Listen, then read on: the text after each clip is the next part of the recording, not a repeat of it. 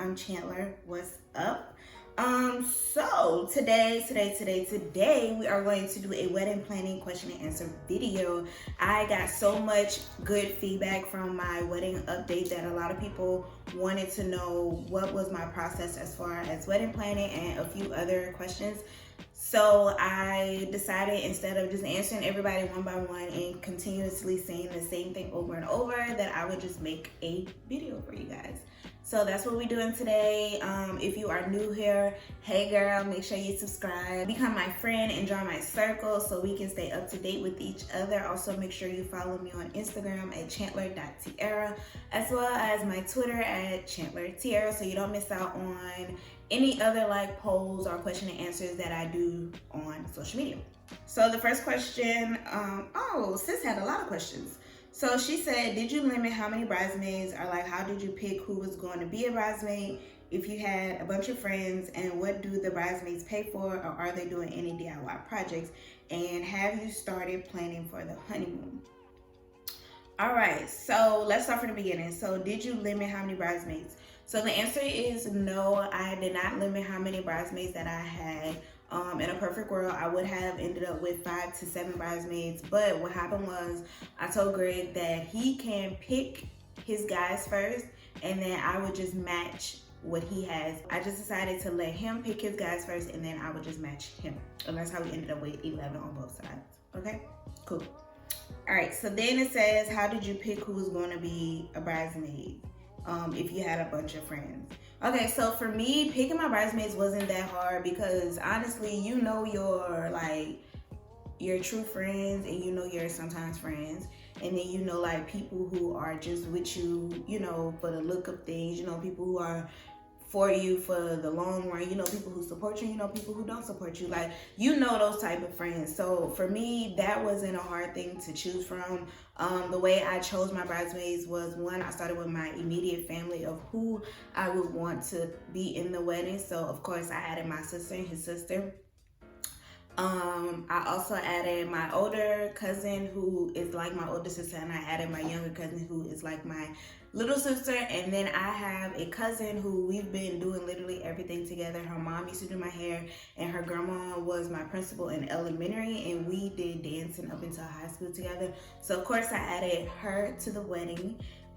After that, I went through basically who are my close friends, the ones that I basically talk to every day, and ended up being my best friend, my roommate, my old roommate, my godchild's mother, another one of my friends who is getting married the month before me. She's in the wedding. Then I have my other friend who was it's me, her, and my 2 other male best friends. We were always together in college, and of course that's my girl, so she's in the wedding. Who else? I think that's it. I think I named everybody. Oh, and I have my friends who I met in cosmetology school. Those are my girls as well. I trust them with my deepest, darkest secrets. So yes, me picking my girls, it wasn't hard for me. So her next question was, what do the bridesmaids pay for? Really, that's up to you and how financial stable you are. In most weddings that I know of, bridesmaids pay for their dresses, their shoes, their hair, their makeup. You pay for their jewelry. They also pay for or fund your bridal shower, and they also do your bachelorette trip in most cases, if your bridesmaids are fortunate enough to pay for those things. If not, then you would just chip in, or your parents, or your groom's parent, or significant other, or whatever, they'll help as far as helping your bridesmaids pay for the things. But bridesmaids pay for their dress, they pay for their dress, their shoes, their hair, their makeup, their nails and toes, of course. They pay for your bachelor trip and your bridal shower. And if they want to help chip in anything else, then they can. And then she also asks, am I doing any DIY projects? Yes, I'm the queen of DIY, okay? I'm the queen of DIY. As far as DIY projects go, it will be our centerpieces, which will be if you've ever seen those really big flower balls, I'll be doing, well, me and my mom will be making those. So mostly our decorations and centerpieces will be DIY, and me and Greg's sweetheart table will also be DIY. I'm so excited for that one because I think it's a really good idea, and I'm just so excited to see the outcome of that one. So yes, and our bouquets, well, their bouquets are going to be DIY as well. So we will have a lot of DIY projects in the building. So stay tuned for that because I probably record those and then post them on there for those who may want to do the same thing. And then her last question was, have we started planning our honeymoon? The answer is yes and no. So we know exactly where we want to go. We know where we want to stay. It's just more so finding out when we're going to go. We haven't chosen when we're going to go because honestly, that's not something we're thinking about right now. Right now, we're thinking about getting the wedding paid for, making sure everything is perfect, make sure we have everything we want. And then once that's done, we'll prepare for the honeymoon, because you can go on a honeymoon, you know, days after the wedding, months after the wedding, a year after the wedding. It's just up to you and what your pockets look like. But yeah, we haven't decided on when we're going to go. We just know where we're going to go and where we're going to stay. Okay, so the next question says, congratulations. I would like to know, is it very stressful planning a wedding or more fun and exciting, and how does the process work? So for me, it was fun. I wasn't stressed out at all. We started planning our wedding at 18 months. Within the first 6 months, we knew exactly what vendors we were going to have, and now we're at the process of just paying everybody off. You have to make this process fun, and or else it's going to drain you if you're, because like me, I'm a perfectionist, so if I didn't make it fun, it would be very draining to me, because with you not just doing anything, you feel like there's something that you should be doing. You know what I'm saying? So for me, I went to different bridal expos. I still go to bridal expos even though we are 100% done planning. I still go to bridal expos just to have fun. You have to incorporate small things like bridal brunches and engagement parties and, you know, different things like that that you don't necessarily have to do, but you would want to incorporate to make it fun. You know, also your significant other can make this process very stressful as well. So you have to make sure that you and your significant other are planning this wedding together, because if you're doing it by yourself and they're just saying, oh yeah, whatever you want, or yeah, that's fine, or I don't like that, but I don't know what you should substitute it for, they can make that they can stress you out a lot. But fortunate for me, my significant other, he loves planning a wedding as well, so I don't really have that problem as far as him stressing me out. But yeah, I can see why people get stressed out planning a wedding, but if you just plan ahead and get ahead of the timeline, then you can really make this a very fun experience. If you're fortunate enough and you feel like that you will get stressed out, then just get a wedding planner so that way they can just plan everything and you just hand them over checked. But for me, I wanted to be more hands-on, so I decided to do it myself, and I'm actually having a lot of fun. Like, this is really, really fun. But yeah, it also depends on your personality too. If you're not somebody who likes to plan, if you're not creative or nothing like that, then this can be very stressful for you. But that's me. I'm a creator. All right, so the next person said, do you want a big wedding or a small wedding, and do you have a budget? So, of course I want a big wedding. I have 11 girls and 11 guys plus 3 flower girls. Like, come on now. I want a big wedding. Who would I be if I didn't have a big wedding? You know?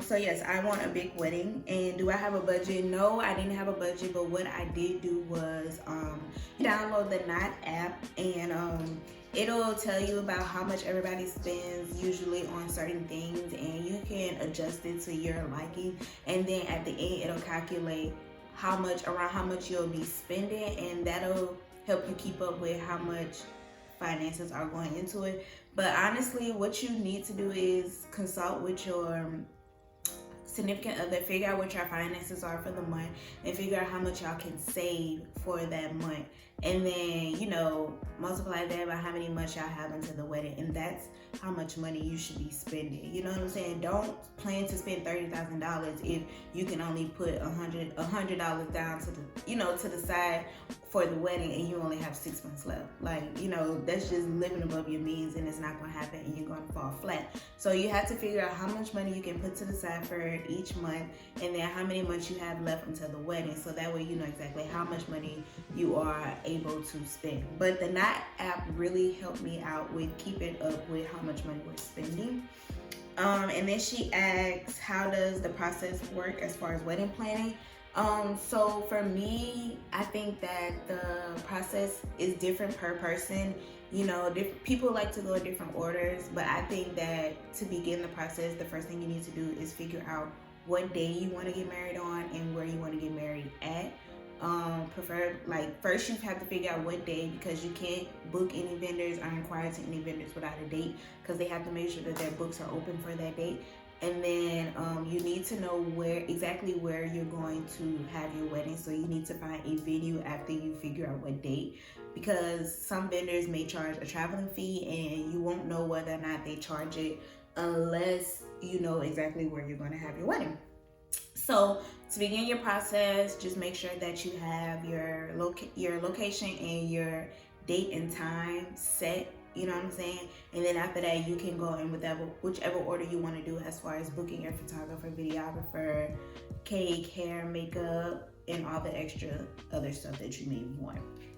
Also, again, if you download the Knot app, you type in the day that you want to get married, and it'll give you a timeline from the day that you download your app till the day of the wedding, and it'll tell you exactly what you should be doing in what month or what day that you should be doing, and they'll help you keep organized as far as your timeline and the process of wedding planning. So the Knot app is really big, and you should definitely download it if you are newly engaged. And this video is not sponsored by them, of course, but it is it's a really good app, the Knot. And then you can make like a website for your wedding, so that way if people want to read about your love story or see your engagement pictures or find your registry or RSVP to your wedding, they can do all that on that website that the Knot gives you, and it's free.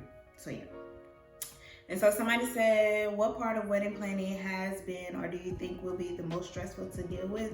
I think that dealing with everybody's personality who is involved with the wedding will stress me the fuck out, because people always like to tell you, which I'm learning right now, but people always like to tell you what they think you should do for your wedding, and they don't think like, oh well, maybe she doesn't like this, or maybe he doesn't like this, but I'm gonna just go ahead and give my opinion because that's what I want. And some people forget that it's not theirs, so they try to put their opinions and what they want onto you, and they try to push it on you until you explode and go off, and then they want to call you a bridezilla. But yeah, I think the most stressful part or the most hard part would be dealing with everybody's personality. And I feel like, I don't know why, but I feel like the day of the wedding, people are really gonna piss me off with calling my phone and asking me where this at, asking me where that at, and I ain't gonna answer. I'm gonna be on do not disturb. So yeah. First question was, how do you keep from getting overwhelmed when it comes to costs? I'm stressed and poor. Sis, me too. I'm super poor, like super duper poor. But like I said earlier, what you have to do is you have to sit down with your significant other, whether it be your husband, your wife, or whomever it is, and y'all need to discuss your finances, and y'all need to figure out or come up with a plan of how much money you can save either every 2 weeks or every month, and then you need to multiply that by how many months y'all have left over, and that'll give you a budget or a blanket or umbrella of where you need to stay in, you know what I'm saying? And if you step out of that, then obviously like you need to subtract for some things or rewire some things to where you can go back into your budget.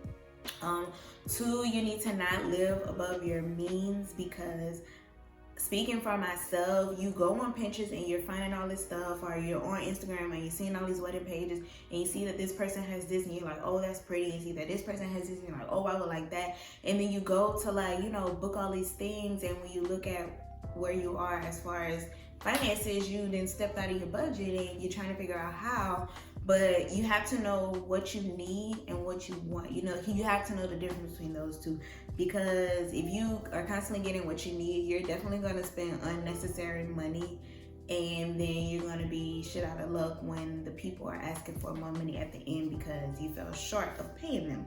So yes, make sure you are discussing your finances with your significant other, and then make sure you are not living above your means, sis. Yes. All right.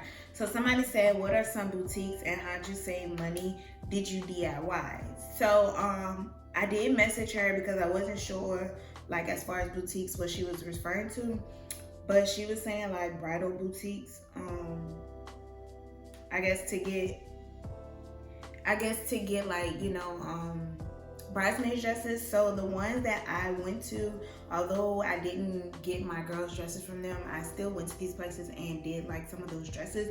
You can go to I Do Bridal Couture, Blush Formal, and Bridal Salon, Bustle Bridal Gowns, and you can go to Bella Bridesmaids.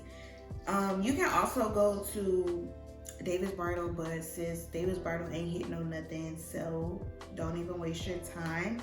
If you are also in Louisiana, I would suggest you go to New Orleans, because New Orleans has like more variety of things that you can shop for, and they have, you know, different things than other places. And some places are Pearls Palace. They're really good. I went to them and I really did like a lot of those. So you can go to Pearls Palace, and then they have Dresses by May. Those are really good too. If you're looking for a bridal gown, if you want more lace, I would say go to Town and Country. If you want more like sparkles and beads and stuff like that, go to Pearls Palace. Okay. If you don't want to go on like inside the store, they have a few boutiques that are online called Lulu's. You can go to Lulu's.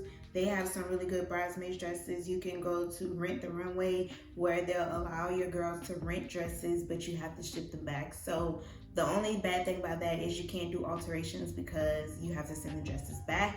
But you can go to Rent the Runway. You can also go to JJ's Dress House. Let me make sure. Yes, you can go to JJ's Dress House, which is like a wholesale, no, JJ's House, sorry, jjshouse.com, which is like a wholesale place, but they have a lot of good bridesmaid dresses there as well. Also, don't sleep, sis, but you can also go to Amazon. Yes, Amazon. Amazon has Amazon. That's all I sound like. Okay, but Amazon has a lot of good dresses on there for low prices, and the only thing about that is, if I were you, I would just order one just to see how it looks. And then if it doesn't look good, you have 30 days to return it. But if it does, then you also, you know, have a really good dress for a cheaper price. Amazon dresses are really cheap. You can get a lot of stuff from Amazon. Like, I got my veil and my headpiece from Amazon, and I think I paid $50 for both of them. And my veil is a cathedral veil, which means it's one of those like super long veils that like go to the back of the church. So yes, I have ordered mine from Amazon, and it was super cheap, and it is good quality. Like, it's thick as heck. It sparkles when the lights are off. It sparkles when the lights are on. When the flash is on it, it's very, very beautiful. Like, Amazon really hooked me up with that. Also, my headpiece, girl, she blinging, okay? She blinging. Yes, and then you can also try, like, for I'm still in bridesmaid dresses, but for bridesmaid dresses, you can also try Fashion Nova. You could try Pretty Little Things. They have really cute dresses as well. Fashion Nova is stepping their game up. My cousin got married in April of last year, and our dresses were from Fashion Nova too, and they were cute and affordable. I think we paid $75 for them. So yeah, those are all the places that I did look as far as bridesmaid dresses, wedding dresses, and stuff like that. But I got my dress from a place in Houma called Shaylee Lee Bridal Boutique, and I got my bridesmaid dresses there, getting theirs made by Joey Designs. So yeah. And then she asks, how did I save money? Again, I figured out what my finances were, and then I also used the Knot app. But also, y'all, don't sleep. I cut costs on things like florists. So me, I'm not a flower person, so I didn't realize, I didn't understand why I needed a florist if I don't even like flowers. So what I did was, that's my dog, sorry, she's very rude. But what I did was I went to Hobby Lobby. Every other week, flowers are half off at Hobby Lobby, as well as some other things. So I went there and I would just buy things while it's half off. And if I missed the sale, then I would just wait 2 weeks. So make sure you're keeping up with the Hobby Lobby sales because they always have things on sale. Okay? And she asked, did I DIY? Like I said earlier, yes, our decorations and sweetheart table will be DIY. I also DIY'd my girls' bridesmaids proposal boxes, which I will leave a link right here above, because I did record what was in it and how I made them. So that'll be in the link above as well. So the last question is, what do you think are good gifts for a bridesmaid? So as far as gifts, that really depends on the occasion. Like if you're talking about the bridesmaid proposal, you could do like t-shirts, a card, any type of treats like cookies, cupcakes. I did ring pops because I was proposing. You can also do things like wine glasses with small wine samples. You can do things like that if you're trying to like stay in budget. If you're talking about like at the actual wedding, I would say whatever you want them to wear whenever they're getting their makeup and hair done. So whether it be a robe, whether it be pajama set, whatever it is, if you want them to look according to each other, like if you want everybody to look on the same page, then that would be a good gift. Also their jewelry that you're getting them to wear for the wedding, that's a gift. If you have good finances, you can pay for everybody's makeup and hair. That's a good gift. I mean, it's really up to you. Nobody knows your friends like you know your friends, so you know what they would like.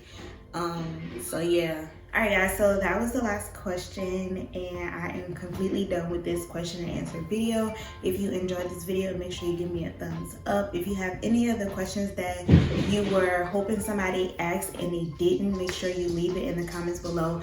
And I'll do part 2 if I have enough questions. If not, then I'll just leave you a comment down below as well. Also, if you have made it this far into the video, thank you so much for rocking with your girl. And make sure you hit that subscribe button because I want you guys to join the family. You know what I'm saying? I want y'all to be my friend. I want y'all to be my sister. So, or my brother, whoever's watching this, you know, I just want you to be in my circle. So just make sure that you are hitting that subscribe button. And until next time, I love you guys and I'll see y'all in the next video.